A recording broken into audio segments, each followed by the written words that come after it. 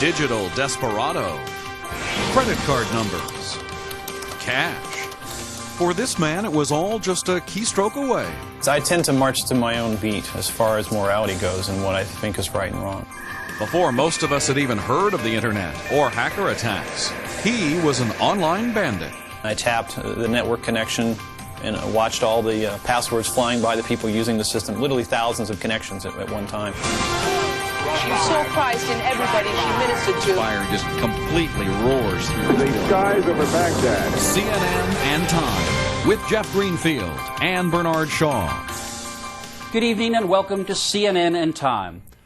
From the brash 15-year-old who logs on looking to make a name for himself to the grizzled veteran manipulating the web to prove he still has what it takes, hackers are often seen as nothing more than mischievous rogues. Well, that romantic image is quickly fading. Just ask anyone at CNN.com, Yahoo, eBay, or the other commercial websites recently hijacked by online bandits. When it comes to internet invasions, Justin Petersen is an old hand, one of the first to seriously exploit the open, freewheeling nature of the web. Some months ago, Petersen, now a former hacker, gave us a rare inside look at the world of the computer criminal, a glimpse at the motivations and moral ambiguities of today's digital desperados. Here's Art Harris.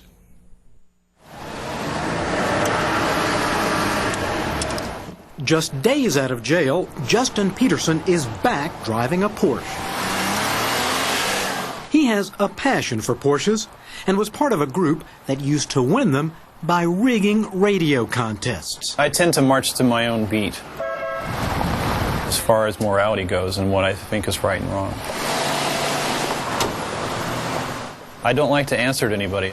His other passion is chasing the Hollywood life up and down Sunset Strip. Yeah. How are you? Good. Look who's here, our celebrity. I've had friends that are celebrities. I've run nightclubs. I've dated beautiful women. It's been a lot of fun. Petersen financed his fun at the touch of a computer keyboard as a high-tech thief. I just love technology. If you don't have that burning in you to know how things work, then I can't explain it to you. It's like a drug addiction for somebody who's not drug addicted. Petersen stole credit card numbers, even broke into a financial institution, all by computer. Hacking supported my lifestyle. A lifestyle interrupted by more than 3 years in prison, one of the longest sentences ever served by a hacker. David Schindler was the federal prosecutor. Justin Petersen was one of the more complicated and unique hackers that I'd ever come upon. In part, a very bright guy, clearly had skill sets that a lot of folks don't have, and also wasn't your typical sort of nerdy kid hanging out up in the attic. Petersen says his passion to master the toys of technology began as a boy growing up in Nebraska. Probably when I was 8 or 9 years old, I started playing with a telephone. At the age of, I believe it was either 11 or 12, I essentially tapped my first telephone. I was at a friend's house, and I took a transistor radio speaker, and I took the two wires and connected across the telephone line. And my friend's mother was speaking on the phone, and of course I could hear what they were saying. And then by the time I was 13 or 14, I was, climbing telephone poles in my neighborhood and attaching my telephone set to the lines to see which ones did what. In 1980, at the age of 20, Petersen says he got his first computer and dialed in to go online. I was trolling around on the information superhighway back when it was a dirt road. At the time, most people did not know the internet even existed. I didn't leave the house for weeks. And there were a few networks that we could get on and communicate with other people like myself.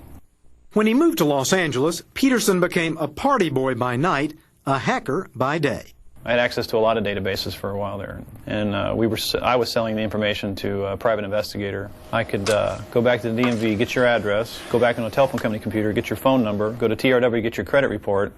So with just a name, you can get somebody wired. By the late 1980s, Petersen joined a small gang of hackers that included Ron Austin. At the time, I was impressed with him because a lot of people seemed to know him. He seemed to be very big in the Hollywood crowd. Austin, Petersen, and another infamous hacker, Kevin Poulsen, joined forces to crack the telephone system.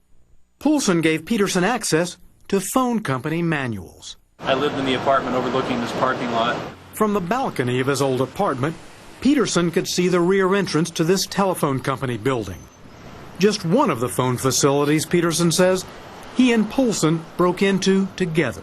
We were, picking the locks and making Pac Bell ID cards, and we've been in literally dozens of central offices. And we'd go in the middle of the night when there was nobody in there, and study all the equipment, play with the terminals, try to understand how everything's laid out. Once inside the phone system, they learned how to control telephone company computers through the phone company's own lines. That opened the door to a whole new world. All your life as a hacker, you're on the outside trying to figure out what's on the inside. And now you're on the inside looking at everything, and you can feel and touch it. It was very exciting. Armed with the power to control phone company computers, they learned how to cheat on radio station call-in contests. The radio station contest, frankly, was quite ingenious.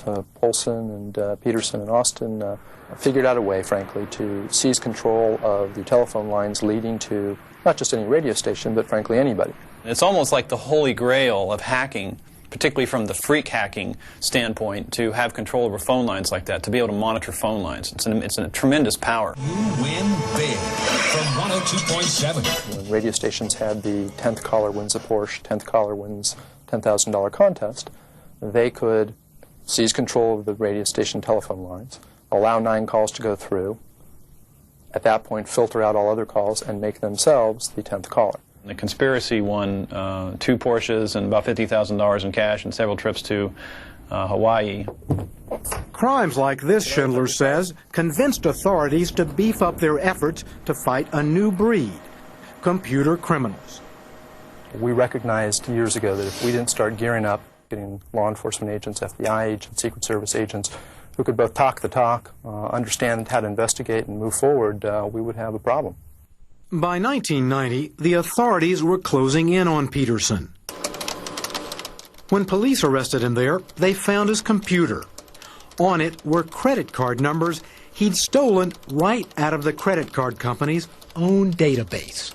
I have a terrible memory, so I had to have everything that I ever did on file, recorded on paper or on hard drive. So when I was arrested, they had everything. Everything I'd ever done was an open book. Schindler and the FBI brought Petersen back to Los Angeles, where he was offered a deal: become an informant, work for the FBI, and do less time in jail. The information he had that was of most interest to us was the ability to help us find Ron Austin, who had gone underground. I just wanted to believe that the guy was my friend. I felt very betrayed by him. Petersen also led them to the computer of Kevin Poulsen, his former partner in crime, who was then sentenced to more than 4 years in prison after admitting to computer fraud and zeroing in on FBI wiretaps. No honor amongst thieves. Certainly the credo applies with hackers. Out on bail and working for the FBI, Petersen continued his life in the fast lane. Soon, he was up to his old tricks. After 2 years of working for the Bureau, I was tired of it and went back to hacking. We got evidence that he was engaged in, or might have been engaged in, some additional credit card fraud. We brought him to the offices here with his lawyer, and we confronted him. Petersen made a run for it. I asked to step out for have a conference with my attorney, hopped in the elevator, went down to the lobby, and then just very quickly left the building. And as I was getting on a bus here real quickly to get away as quickly as I could, I looked out the back window and I saw the U.S. Marshals standing out in front of the building looking around for me. Petersen went on the lam. I became a fugitive, and I said, well, I just need a lot of money. I need to get out of the country. In 1994, Petersen used everything he'd learned to try his boldest crime yet: an online heist. Once again, Petersen says, he broke into a telephone company building and hooked up his computer to the phone lines of a commercial lending company. I tapped the network connection and watched all the passwords flying by the people using the system, literally thousands of connections at one time. Logged all those into my computer, went back and reviewed them all, and got the codes that the bank uses to transfer money. So what'd you do? Issued a transfer for $150,000 to an account I had control over. To avoid detection, Petersen and an associate created a diversion. He needed in part to make sure that there weren't operators on scene at Heller watching as this wire was going through. My associate decided to phone in a bomb threat on that, and we had planned to move a lot more money after that. Like how much? 7 digits. Or as they like to say in the 90s, 2 commas. The money transfer was stopped when the financial institutions involved became suspicious. But who was behind it remained a mystery until Petersen was arrested nearly a year after running from the courthouse. And they went through my computer and saw what I had been doing.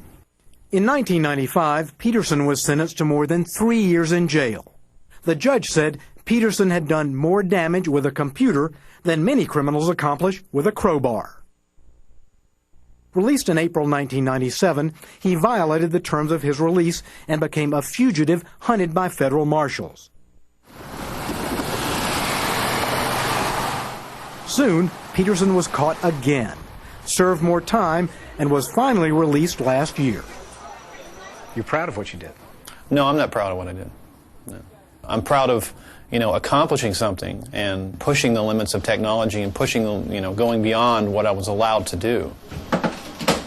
This time around, Petersen says he's playing by the rules, earning money the legal way, as an internet consultant for X-rated websites.